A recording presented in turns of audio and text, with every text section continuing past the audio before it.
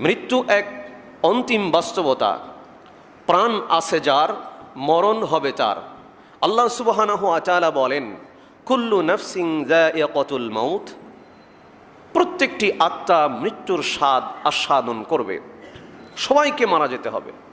মানুষ, পশু পাখি, প্রাণী যেই হোক না কেন, প্রত্যেকেই মারা যাবে পৃথিবীতে। যে জন্ম নিয়েছে তার মৃত্যু অবশ্যম্ভাবী, অবশ্যই মৃত্যু হবে। এটা একটা চিরন্তন বাস্তবতা, জীবনের শেষ পরিণতি, অন্তিম বাস্তবতা। অথচ মানুষ এই মৃত্যুকে ভুলে থাকে, মৃত্যু থেকে পালায়ন করার চেষ্টা করে। কিভাবে পালায়ন করার চেষ্টা করে?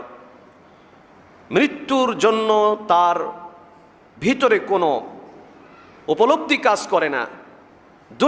দুনিয়া করে দুনিয়াকে এমনভাবে কামড়ে ধরে থাকে, মৃত্যুকে বেমালুম ভুলে যায়। জবাবদিহিতামূলক জীবনযাপন থেকে নিজেকে দূরে রাখে।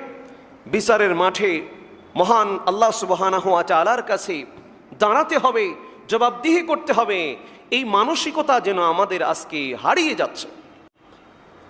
আমাদের আচার আচরণ, কথাবার্তা, চলাফেরা, দুনিয়াবি কাজ ও কর্মে এটাই কিন্তু পরিলক্ষিত হচ্ছে।